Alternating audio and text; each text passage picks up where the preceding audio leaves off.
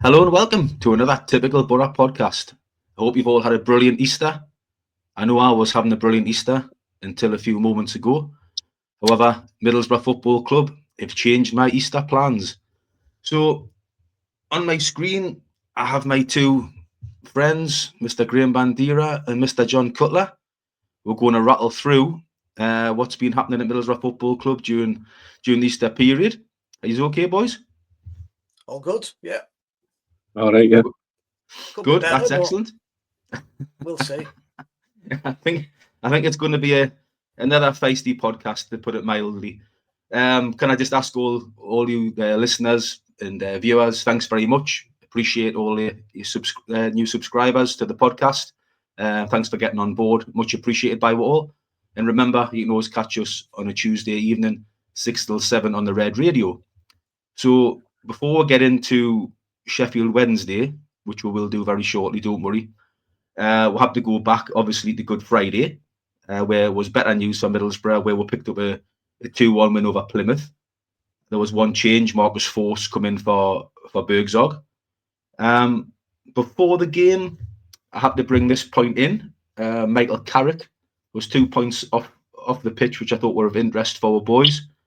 Michael Carrick said before the Plymouth game, it's not a must-win because things might happen and we might not win and still get the way we want to be. But it's at a stage where we'll be doing everything we can to get 3 points.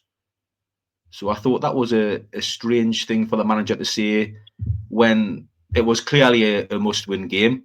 And the match winner, Tommy Conway, basically said so after the game. And the other point of interest before a ball was kicked was an injury to everybody's favourite Australian, Riley McGree, who was then ruled out of the Plymouth game and the Sheffield Wednesday game. Thoughts on those 2 points? I'll start with you, Graham.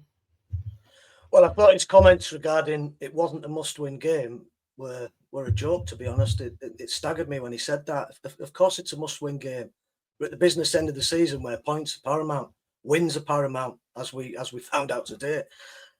So I just thought it was ridiculous, really. And if he's saying that, then how does that reflect on the players and their attitude and their mentality going into a must-win game? Like Tommy Conway's has sort of contradicted what Carrick has said. So it was a must-win game. Thankfully, we won it.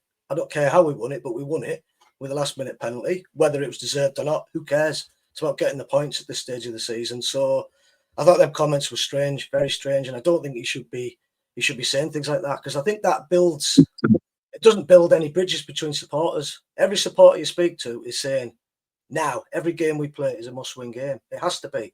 We need points. Carrick's coming out with this sort of lackadaisical mentality, which doesn't wash with me personally. I don't think it washes with many supporters. He should be coming out and saying, this is a must-win game. Put the pressure on the players. Forget this nonsense about taking pressure off the players. We're not playing in massive games here. We're not Champions League contenders. We're a plodding championship team. So the players shouldn't really feel any pressure for me. They should be going out and putting points on the board. Thankfully, we did that against Plymouth. So fair play. Well done to them in that, because it did get a little bit tense towards the end when we were trying to get that winner. But thankfully it came. But obviously today was slightly different. And on McGree, Bandy? I'll be honest, I'm past caring now, because I don't think we know enough about him. I don't think we know what this injury is. I don't think we know that the real relationship between Michael Carrick and Riley McGree. I've never been totally convinced that they see eye to eye. I'm not sure Carrick fancies him as a player, for whatever reason. I do not know. Maybe it's his tracking back abilities. Maybe he doesn't occupy spaces he wants him to play in. I do not know, but he's never really been given a run with Carrick. Even when he's been fully fit, he's been hooked. He's been brought on too late, or he hasn't started when you expect him to start. So for whatever reason, I do not know. But I think that horse has bolted now. I fully expect him to be moved on in the summer. If that relationship can be reconstructed in some way, shape or form, then brilliant. We've got a good player on our hands for next season. But any manager would sign him and say, how many games am I going to get out of Riley McGree? And you're not going to get many. So I don't think he'll be here, sadly. But technically, he's arguably one of our best players.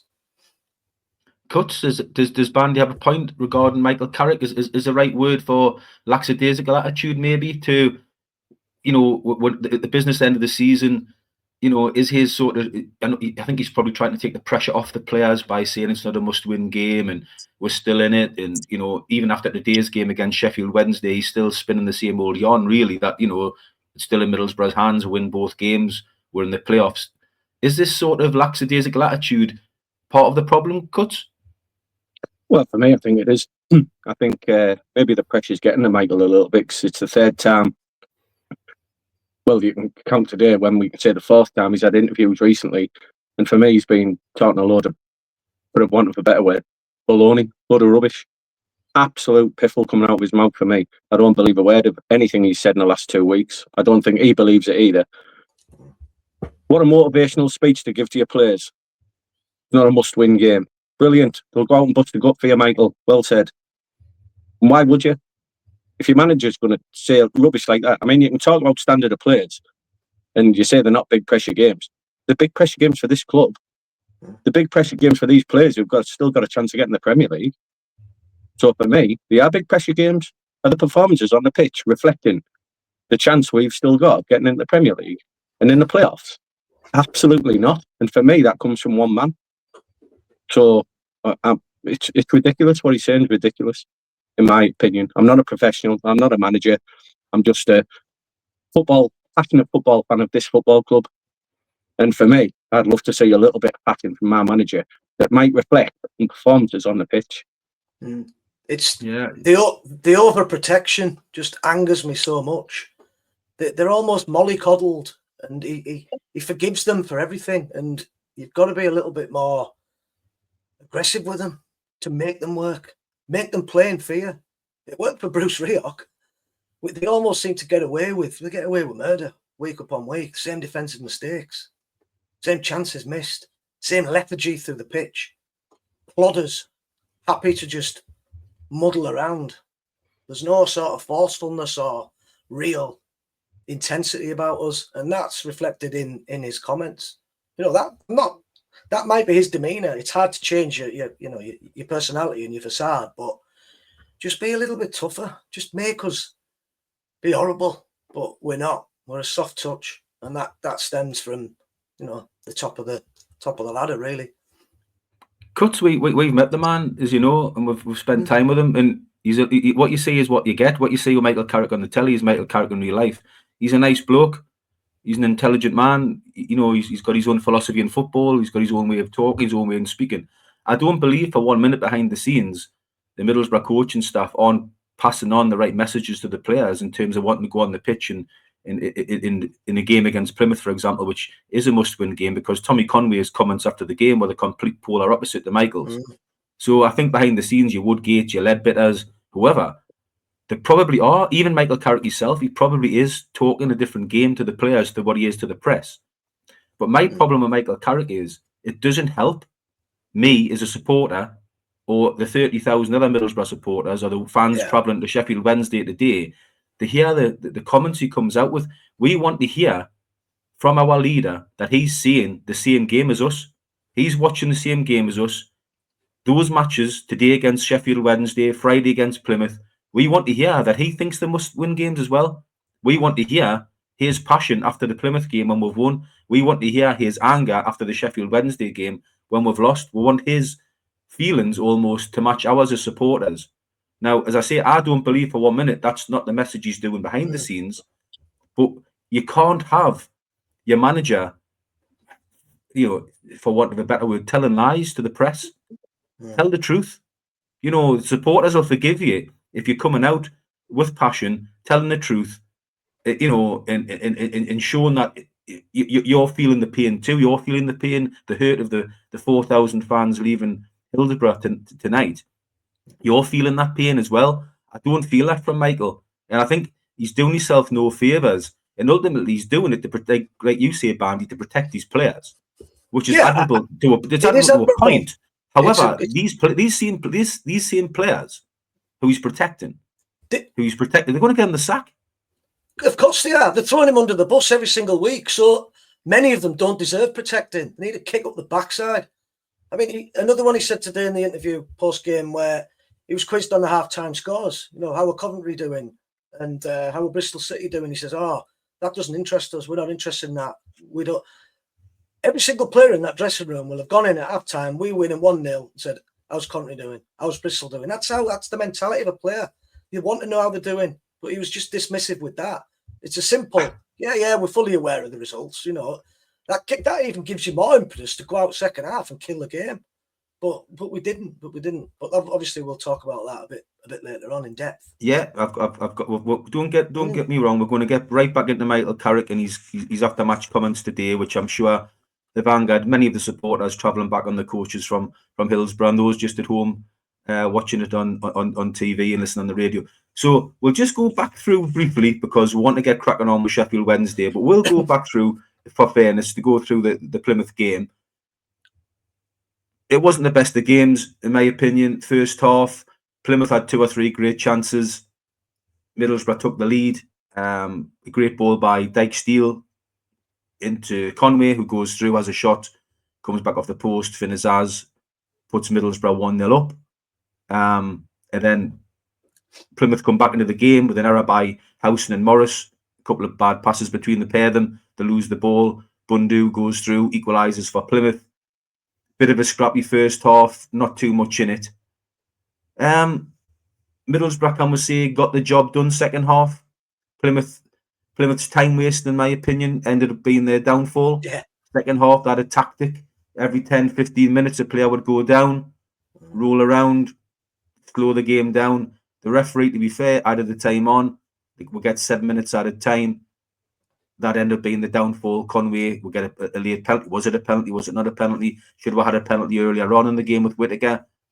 We got the job done, and I think we just about deserved it, Cuts, yeah? Yeah, ultimately it was all about the 3 points.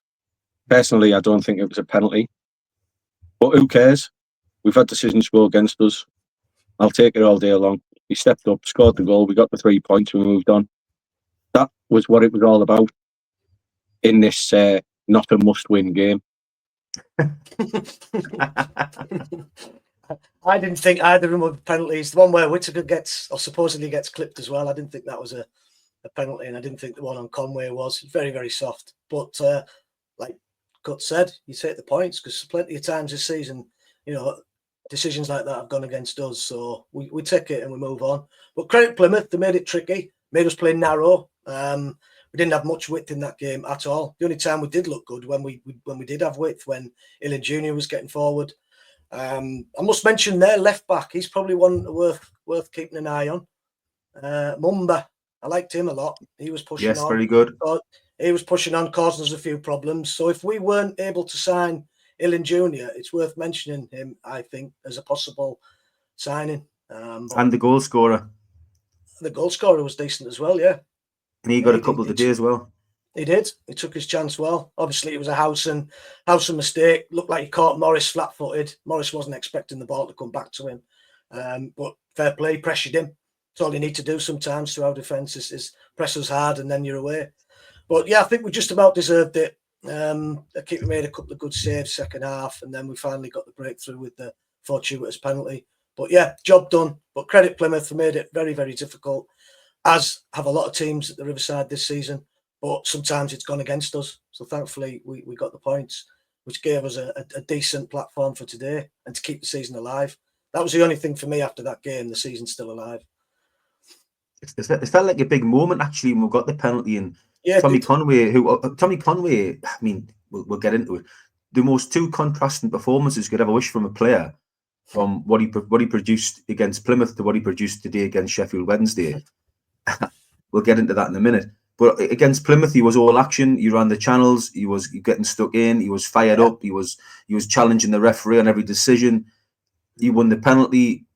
You know, he had the kahunas to put the ball on the spot and lash home the penalty in great fashion, confident fashion. And it felt like a big moment, Cuts. That felt like a possible, which we've been waiting for weeks, like a possible turning point in the season where we got a decision. We've took the moment, 1-2-1. To go into Sheffield Wednesday, which we should have been going into that game, you know, full of confidence, shouldn't we?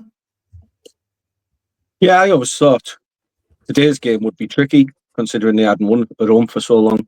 But last-minute goals should give a massive injection and a boost to a squad. We saw it under Karanka. I think it was Reading at home where there was pinball all over the pitch and we were scoring in the last minute.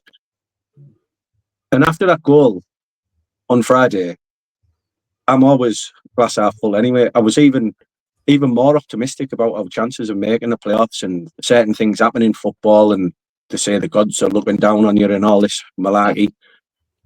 Well, that came back and kicked me in the teeth, didn't it? But you do believe that kind of thing, and teams need a little bit of luck to get promoted. We certainly got it on Friday.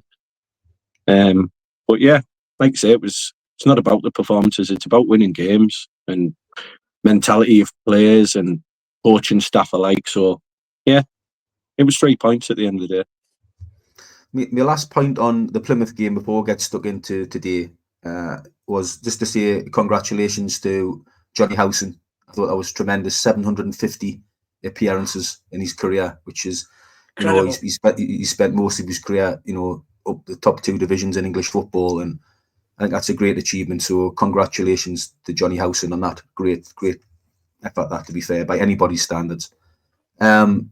Sheffield Wednesday manager, before the ball was kicked today, after their defeat against Stoke on Friday, come out with, some players showed today that they're not able to play at my level.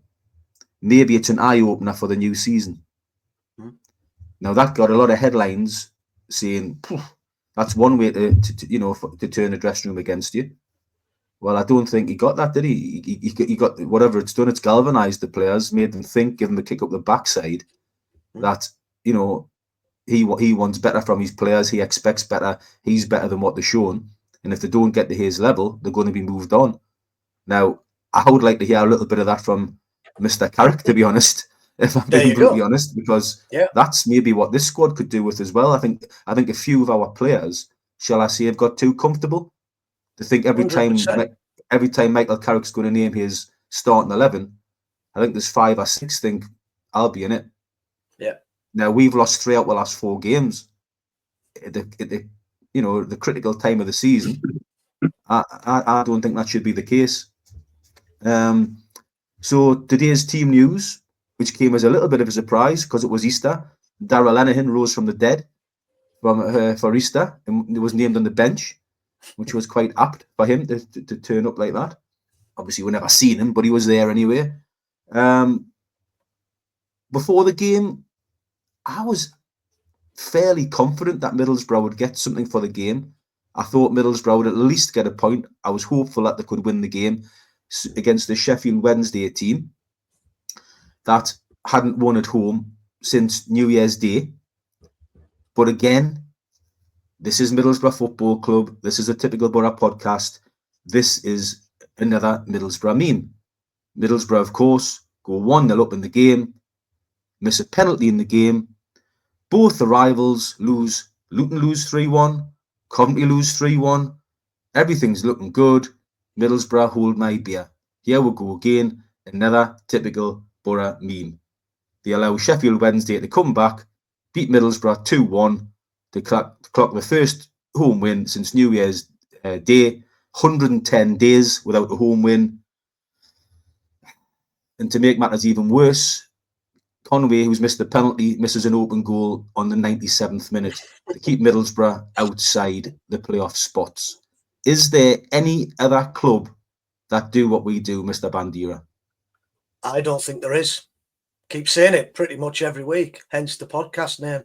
I mean, if you ever wanted a typical Boro moment, it was today. I thought they were garbage, by the way. Really, really poor. And I expected that sort of game, akin to the Millwall game. That was poor as well. And we succumbed to a soft goal in that game. I was surprised we scored so early because the first 10 minutes we were lethargic. It took us a while to get going.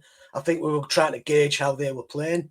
They used Windass quite effectively. He was a threat most of the game.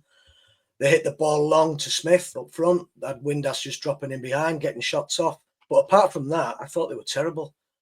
They looked as pedestrian as us at times, and they didn't quite know how to get a grip of the game. Bannon, who's normally influential, looks like he's aging fast now. I think this might be his last season, or possibly He's next. not aging as quickly as his hairline.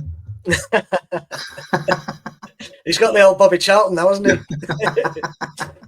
No, but he didn't influence the game as much as he has done against us in the past, or against many other teams. He's been a great player, good servant to Sheffield Wednesday. So without him firing, I thought we could, take the game away from them and beat them comfortably once we scored. Once we scored, I thought, right, this is it. We're in control now. We've got a foothold in the game. And in typical Boro fashion, we somehow obviously go and miss a penalty and then allow them to come onto us in the second half. And once they equalised, there was a whiff of inevitability about the whole thing. We just went to pieces, and defensively, oh my God, absolutely shambolic for both goals. I don't know where to start. I really don't. You could see the goal coming. Their manager made substitutions. Carrick reacted rather than was being proactive. So we talked about that the other week. So he's not really. How many weeks are we saying the same things? Well, we're saying the same thing all the time. He reacts rather than engages in the game and works out what's actually going to happen. I mean, they came out slightly better, but not much better. We didn't have to really do too much. We just gifted them goals, soft goals. They got the ball wide in key areas, big spaces, with no closure on the ball coming to the box, and that's all they were hoping for. Just bits, scraps, and they got them. Free header off the post, ball comes back in. Nobody's chanting. Illing Jr.'s not track Windass at the back. He's got to be alert. He's got to be aware of his running. As I said, he was a threat most of the game for them. But the second goal, oh my word. I mean, if Rav van den Berg has a left foot, he just clears that ball and there's no danger. And we possibly pick up a point. Instead, he decides to go to ground for absolutely no reason whatsoever. And then Fry comes tumbling in with Dijksteel, and they bang into each other. They can't clear the ball. Travers gets involved in the mix-up, and then it's just poked in. Shocking, absolutely shocking. And we just no talking between the two players, experienced players. No. We brought Dale Fry on for what? I'll just bring cuts in on this. We brought Bergzog on 67 minutes at 1-1. I think it was 1-1 then, yeah. And we brought Dale Fry on 77 minutes for Whittaker. I couldn't understand that change anyway. I was a bit perplexed by it. Dale Fry come on. The first thing that happened in the game, Sheffield Wednesday put a ball in the box and the lad had a free header, and Dale Fry's standing watching. They should have scored and went 2-1 up straight away as Dale Fry come on, left his man, free header. They missed, thankfully for Middlesbrough, they missed the chance. And then, as I say, the last goal goes in. Dale Fry, experienced player. Dijksteel, experienced player. After you, no, before, it was like the Chuckle brothers, and the ball ends up in the back of the net. And we've lost the game in the last minute. Now, a point for me wasn't good enough with the way the results were going. A big game today. A point wouldn't have been a disaster today because we would have still sort of benefited from the teams around were losing. But to throw the game away in them circumstances on 89 minutes cuts is just, it's disgusting. It really is.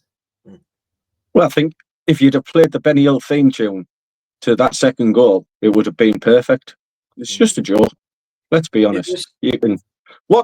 Graham's mentioned about them not being that good today and banning this and banning that. I'm not a manager. He makes them tick. How much space did he have on the ball today? It's a good job he's not the player he used to be. Yeah, he sort of played the back to their cuts. He had the whole of 40 yards space all the time. Get in his face. Don't give him the chance to pass the ball and ease pressure and easy passes, which is what he does and links play up. Get in his face. He's their main player, linking everything up from midfield, defence and shambles. What did we do well today? Can you name one thing we did well today? The goal we created was a great goal, and we should have kicked on after that. We should have dispatched the penalty, and we should have been out of sight. Should have been a defensive performance second half, a game of keep ball, but it wasn't.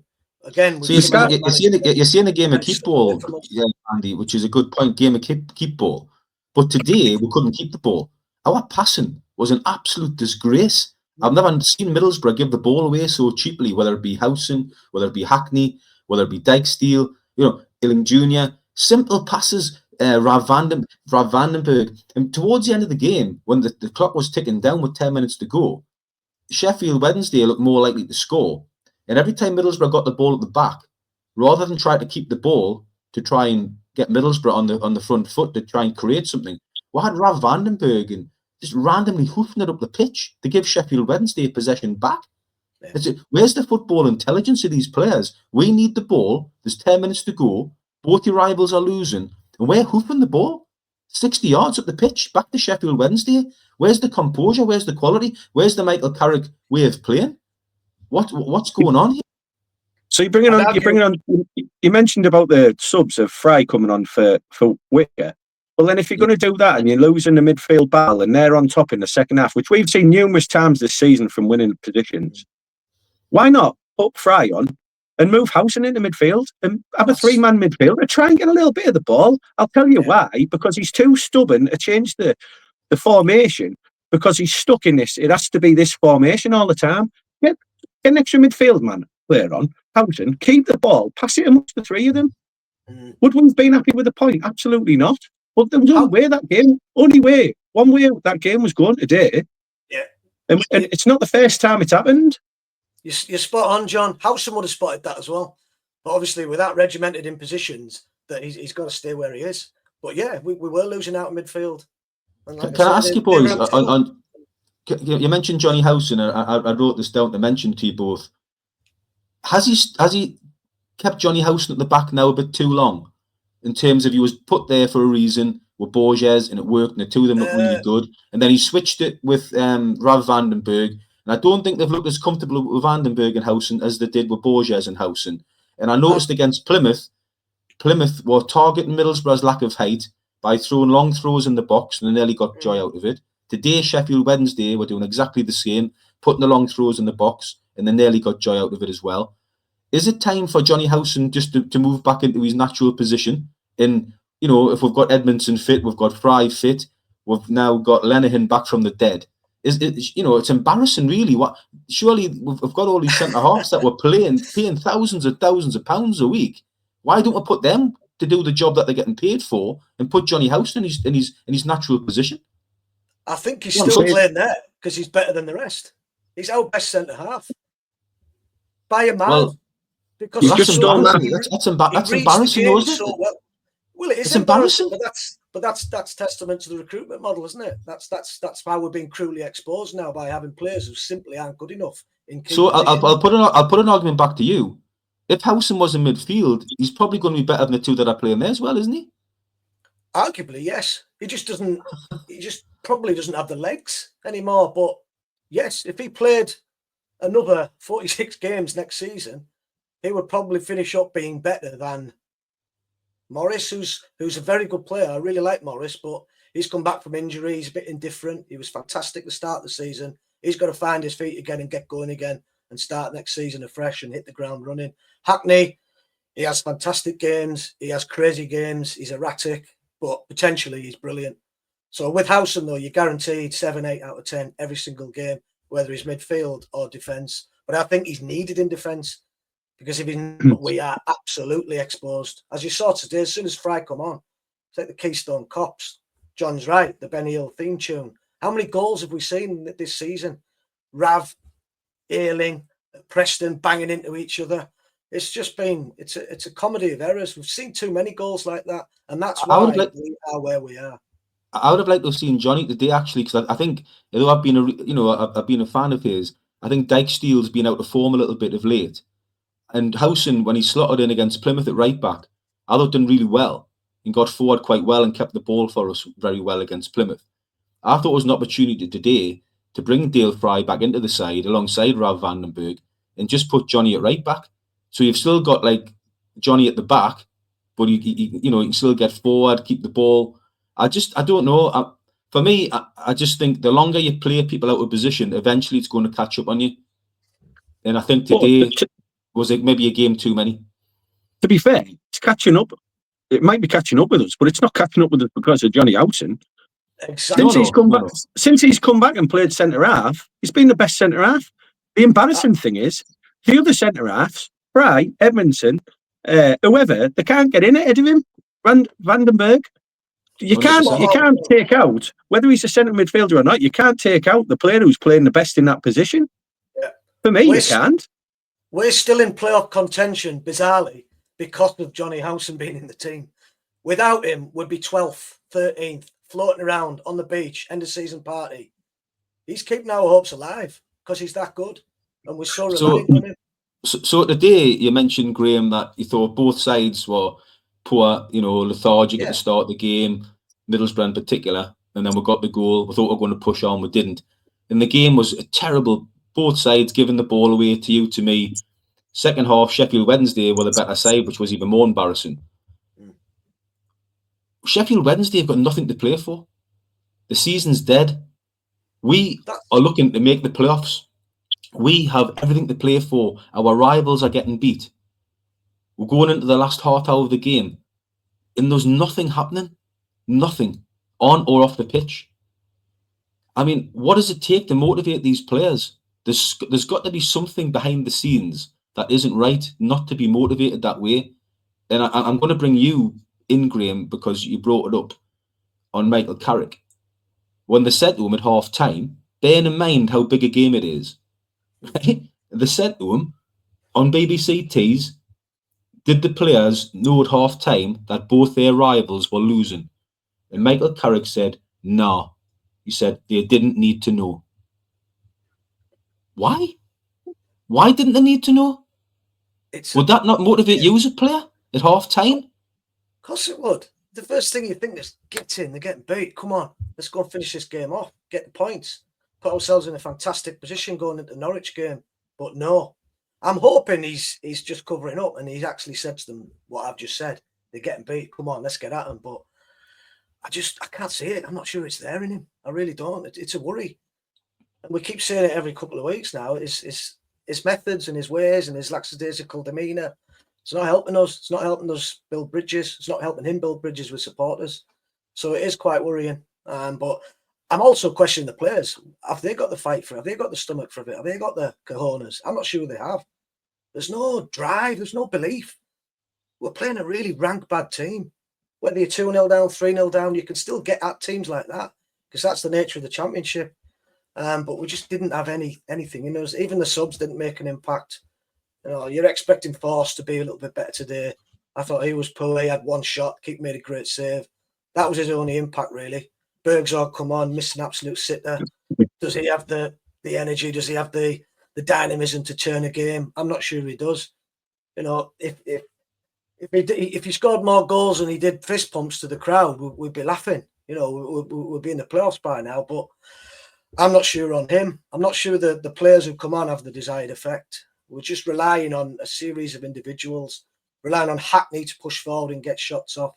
We're relying on Tommy to produce a bit of magic. I'm making myself look stupid now because he's obviously gone from hero to villain. I put a tweet out after the Plymouth game saying he's the top man. We rely on him so much. He's a 20-goal-a-season striker, given the service, albeit from the flanks. I don't think he's suited to the way we play with the 3 behind and the 10. Obviously, he's had a nightmare today. He's missed a penalty. He's missed a sitter. But he'll come again. I'm not going to put everything on Tommy Conway today. It's easy to do that. You're mentioning Conway, Bandy, so I'm going to stop you there. Yeah, because does Tommy Conway not epitomise everything that's wrong with this Middlesbrough squad? Because we'll take Carrick to one side and the coaching staff to one side, and we'll come back to him in a moment. But these players have got the quality and they've got the ability, right, in abundance, and they should be in the top 6, in my opinion, right? And there's certain players don't do it often enough.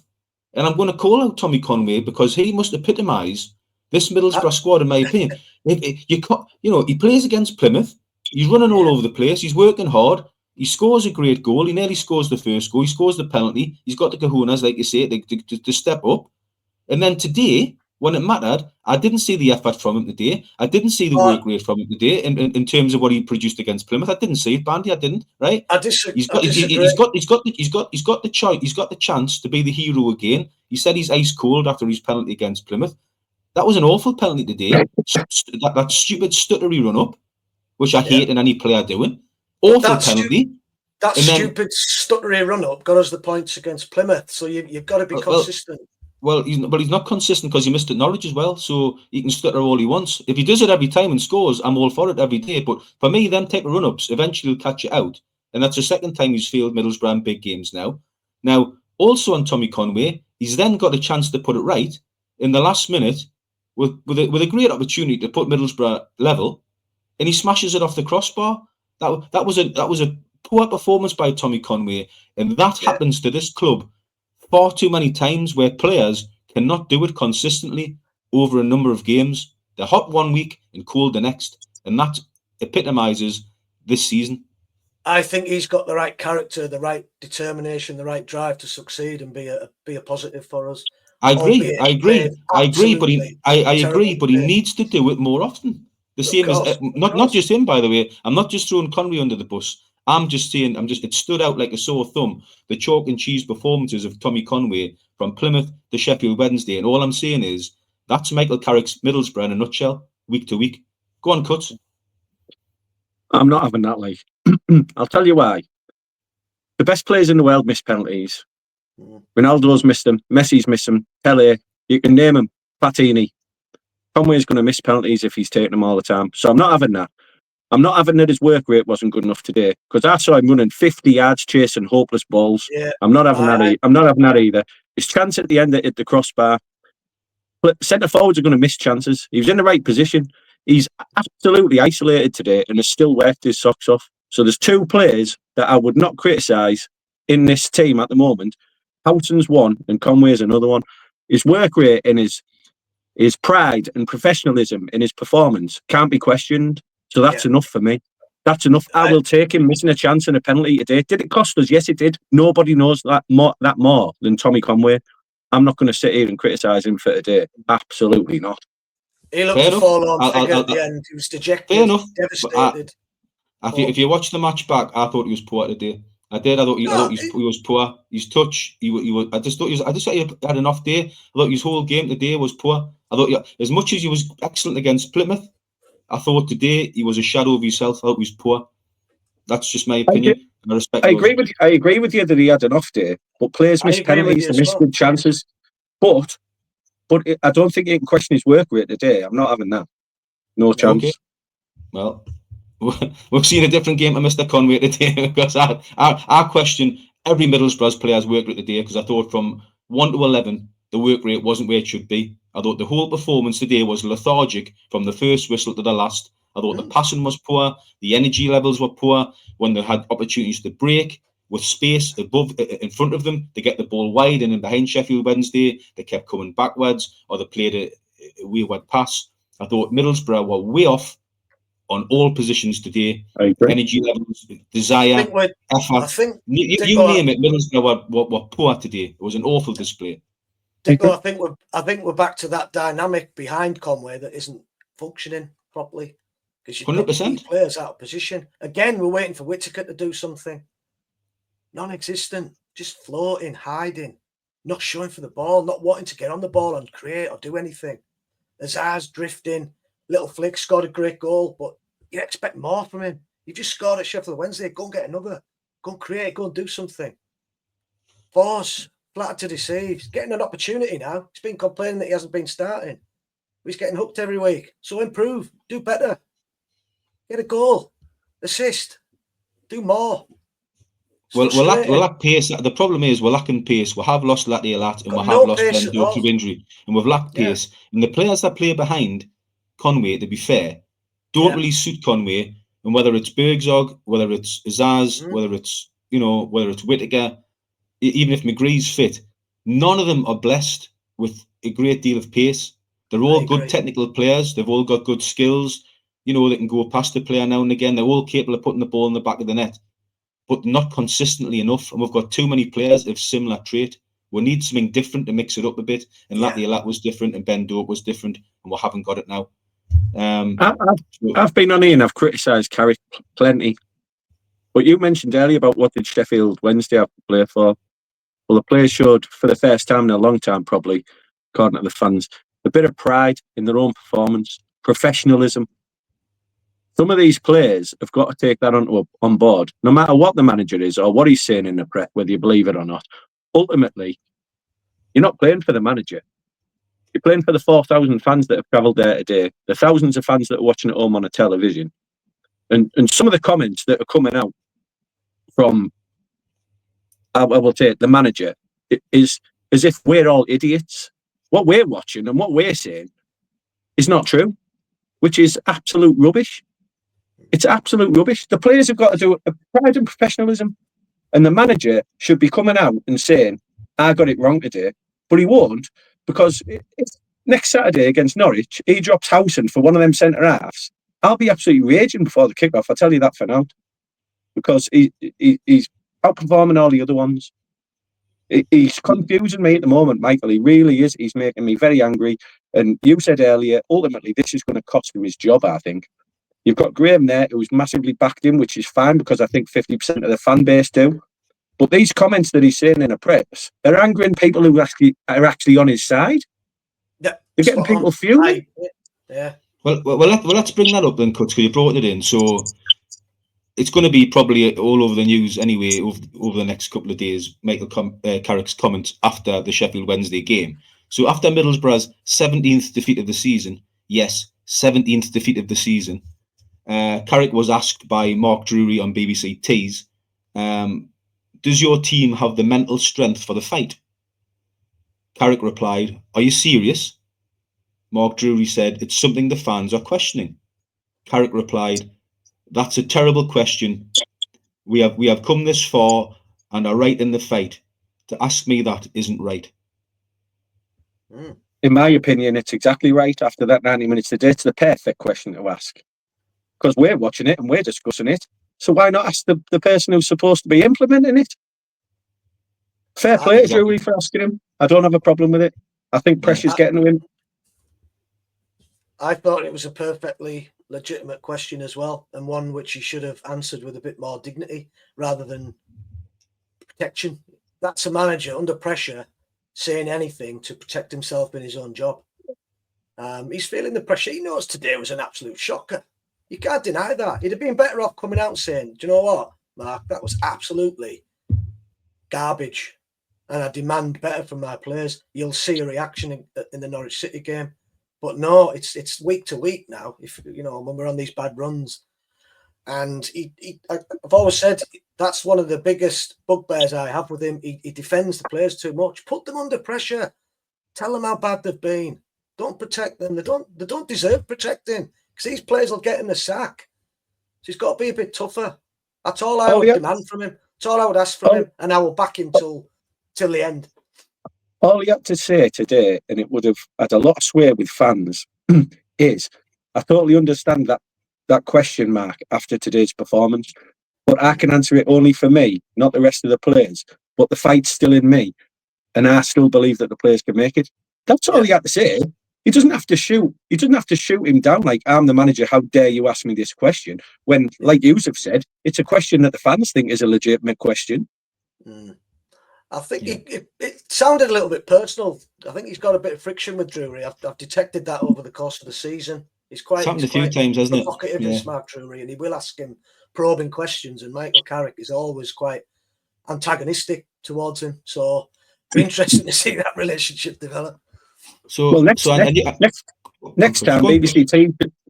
BBC T should send down an ex-pro who's played in the Premier League a lot of years, played with some superstar players, and get him to ask him the same question and see if he's treated with the same disdain. Just because he's not an ex-professional footballer, how dare you ask me that question? Yeah, good point. So I knew this was going to be a feisty podcast, so I did ask the fans on X if they wanted to ask us anything tonight, just to give them the floor for you guys to answer some questions. So I'll just throw some random questions at you, because we've got quite a bigger response than I was expecting, actually. But Chris Lane, I'll give you this one, Bandy. Chris Lane has asked, assuming Hackney leaves for, say, 20 million plus the Lat money, would you trust Michael Carrick and Kieran Scott to mount a promotion push with a budget of 50 million? If not, who replaces? I would trust one of the two, and I would trust Michael Carrick with the money rather than Kieran Scott. That's my answer. Cuts. The opposite. You look at some of the players that we've brought in. Vandenberg, we're going to make a profit on him. Morris, we're going to make a profit on him. Numerous players. Last we've sold for big money, massive profit on him. Conway, we're going to make money on him. Kieran Scott's doing the job he was brought into to do. Getting players in and sell them on for bigger money, whether we like that or not. That is where we are at the moment, because we're not plying our trade in the Premier League. Why would you get rid of Kieran Scott? It's Carrick's job to improve. It's Carrick's job to improve them, and I suppose in a way you can say he has. But ultimately, I wouldn't get rid of him. It'd be the opposite way around the Vandy for me. That's fine. I would question the calibre of player that Kieran Scott is bringing in and the mentality of the player. Weak-willed. I'm not convinced. I can't believe Carrick is playing regularly some of the players that actually play. I don't for 1 minute believe he thinks Dijksteel's a great player. I can't believe he rates Vandenberg so highly. I can't believe he thinks Fry is the defensive saviour. We're playing a 37-year-old midfielder at centre-back. I think he's just basically using what he's got. And I think if you give Carrick the impetus to push on with his own players, then I think we'd probably see a better Middlesbrough. I genuinely do. I think Kieran Scott does a good job in terms of bringing money into the club, but I think he's operating from a business capacity rather than a playing capacity. I'm not sure he can spot a player as well as he thinks he can. So who has the final decision? Do you not think Michael Carrick? Do you not think Michael Carrick? Gibson's not going to say to Michael Carrick, "We're bringing this player in whether you like it or not." They're going to say, "We've scouted this player. What do you think of him?" The final decision rests with you. When he said yes to every single one of them, I just detect there's a bit of. We've seen it with Wilder when he was here working with Scott. It didn't work. He was gone. And I think there's friction. It was there with Warnock as well. I don't believe these guys are bad managers. I just think it doesn't work. I really don't. I think Gibson thinks it works because he's bringing money back into the club to make us sustainable, which is brilliant. Because I'd rather be watching us play crap than actually not have a team at all. But I just don't think it suits. It doesn't suit me personally because I want to see our team do better than what we're doing by keeping better players. I think we all know what's going to happen in the summer. We're going to spend 3 months working out where Hackney's going to move to. Then he'll move. Then we'll have 30 million or whatever. We won't have any time to spend it. I think decent. Can I just say, Cuts? I think are both right in a way that the fact that Kieran Scott has done a good job for Middlesbrough Football Club in terms of the majority of players he's brought to the football club have been probably tick boxes, and a lot of them have brought great money to the football club. Like you mentioned, a few. Morgan Rogers is another one where we've sold them on for big money, which keeps the football club in a good position financially. But I think Graham's right as well in the fact that the players that he's bringing. You could argue the case that they've lacked leadership. They've lacked what we need to get out this division, shall I say. They're all individually good players. But when you put these players together as a team, they don't make a good team. They don't have the right, is it attitude, is it commitment, is it leadership qualities to get Middlesbrough to where they want to be. And the ones that have really excelled are the ones that have been sold on for money, and they're the ones that will miss. Like a Rogers or like a Lattiala. Whose job is it to go to the chairman or the head of scouting and say we need a leader? We've been crying out for it for God knows how long. Surely Michael's gone to them and said we need leaders, and if he hasn't, then that's on him as well. I disagree with what Graham said where he says it doesn't work. I'd prefer to go back 10 years ago when the manager bought the players, they were in charge, because now you've sort of given the manager a free rein to say, well, I didn't bring these players in. They're not my first choices. Let the manager do it. But to say that it doesn't work, I disagree with, because you can look at Bournemouth, you can look at Brighton, you can look at Brentford, similar size, maybe even lesser size clubs than us that have brought players in from abroad with foreign managers for peanuts and sold them on for massive money, and are now established Premier League clubs that are massively outperforming us. So to say it doesn't work, I don't agree with. It could be Kieran Scott and it could be Carrick. Maybe it's the two of them. Let's get shot of the two of them in the summer, and we'll get two new people in. Maybe, but we'll never know because it's not transparent enough. Yeah, I agree. We've got Gilbert to come back. We've got Silvera to come back. Tell me how many trees they're going to pull up next season for us. The lad from Man City, Hamilton as well. Hamilton, yeah. What impact are they going to have next season? Because that's what we're going to be left with once Hackney's gone. Once Howson realises that he can't play another full season. Look at that squad.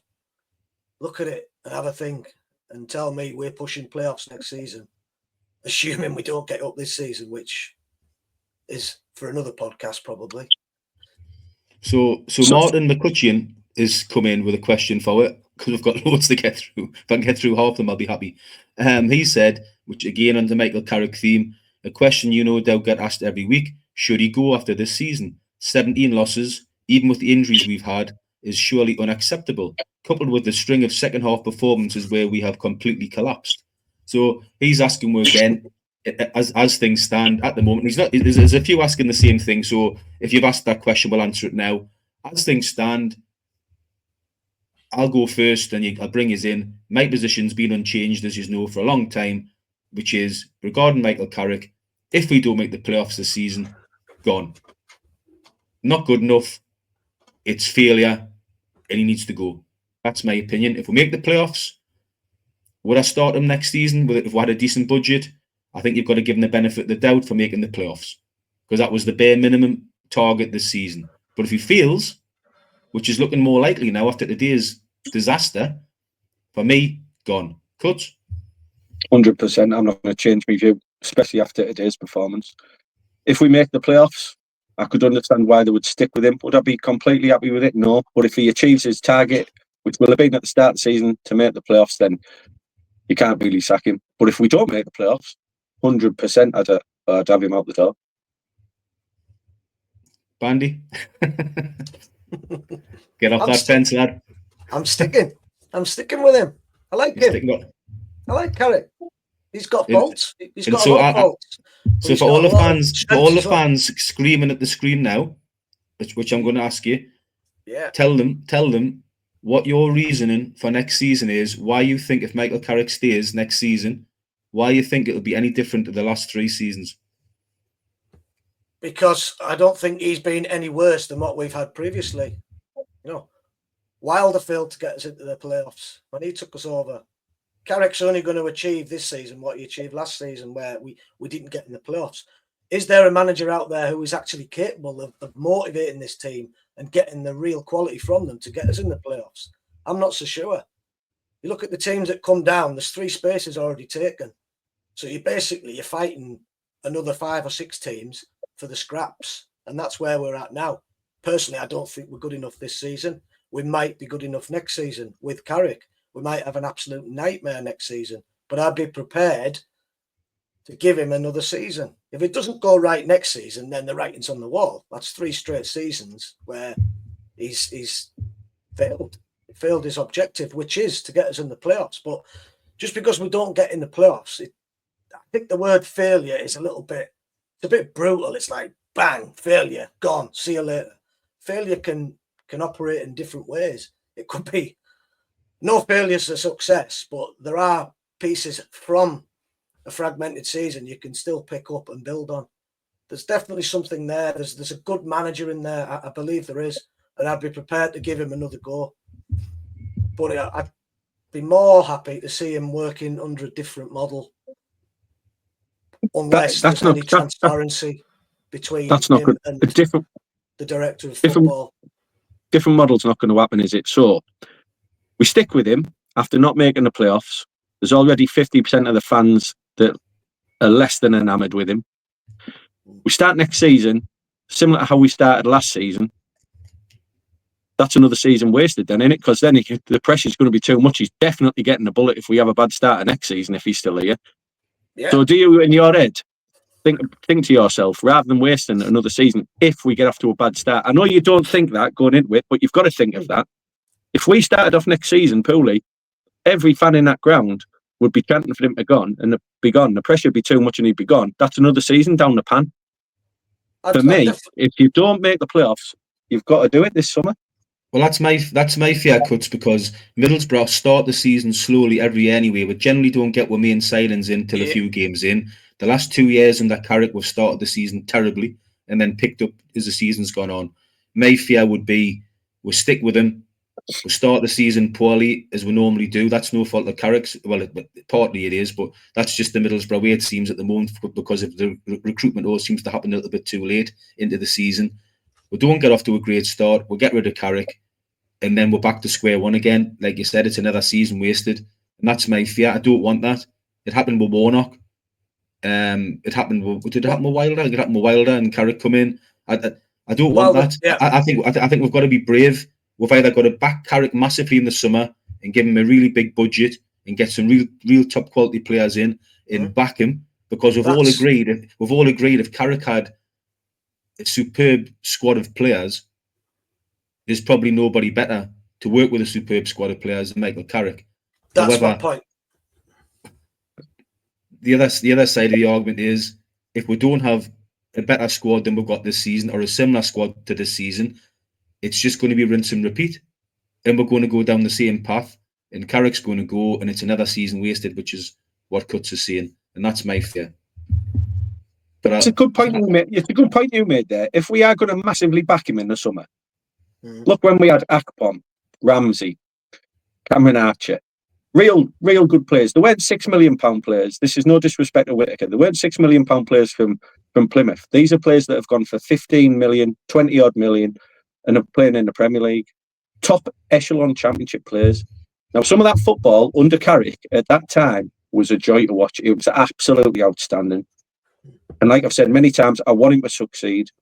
So, if you are going to keep him, if we don't make the playoffs, and you do back him massively financially, and let him choose more of the players, his decisions, nobody else's, then I can understand that.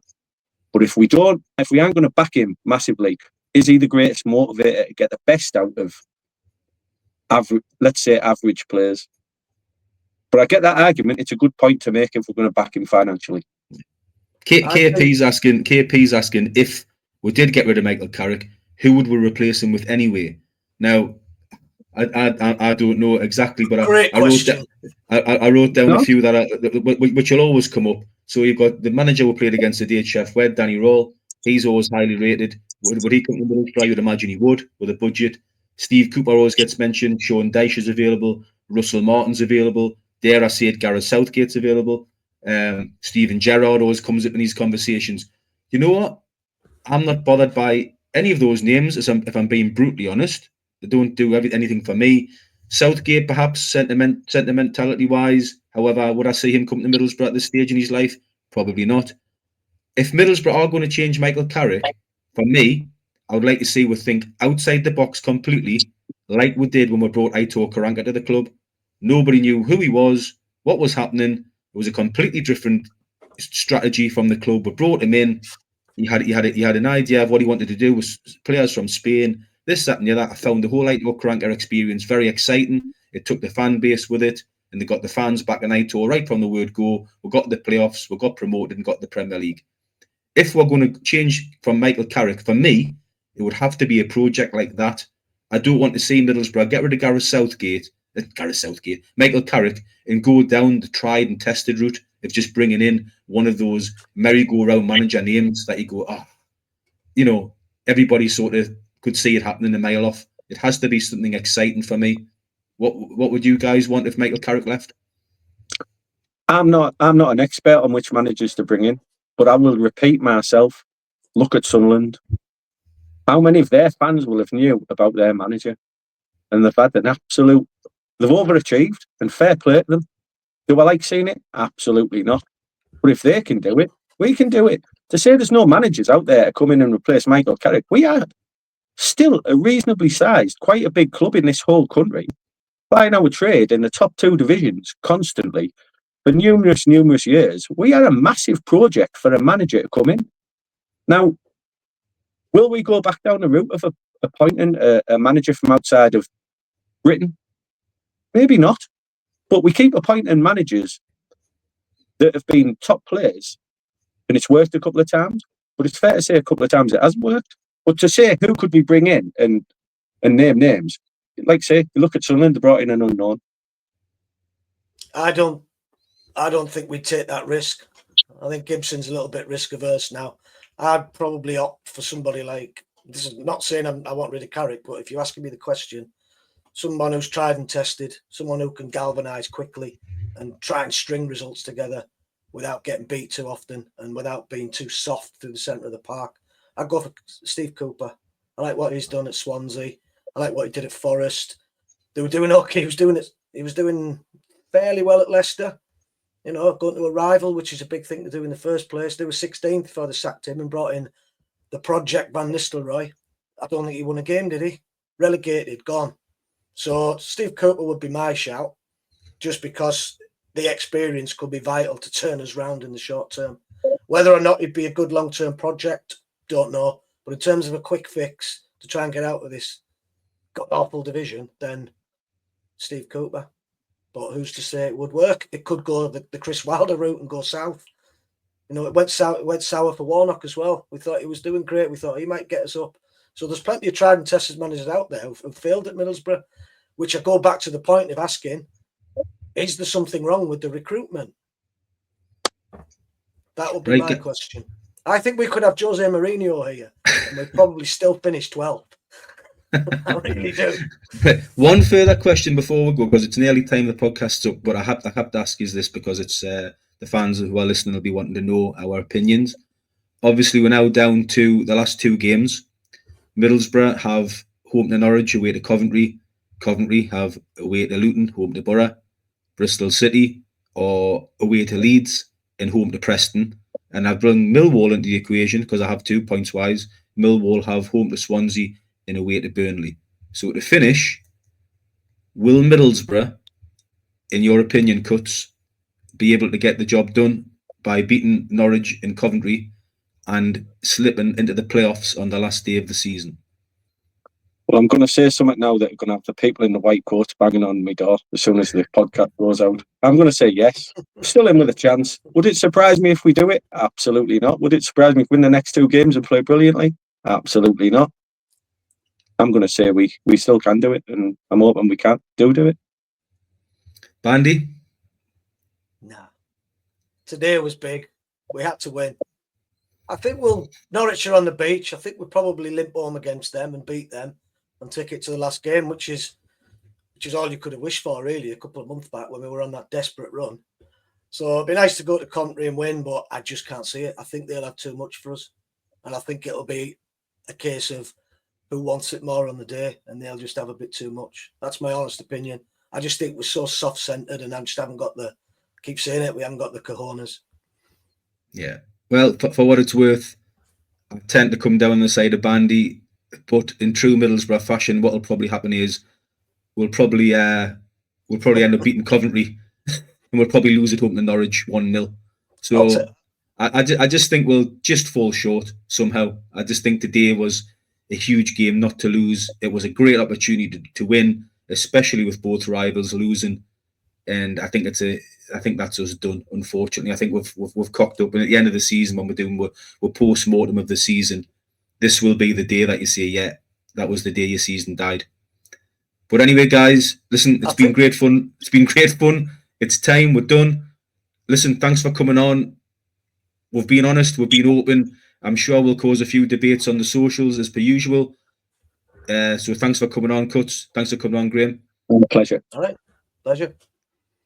And thanks everybody for listening. And as I say, let's hope Mr. Cutler's right, and there's a Middlesbrough miracle to come. But we're done for this week. So remember, don't say typical Boro. Watch it, listen to it, and we'll be back next week. Up the Boro. Up the Boro. Up the Boro.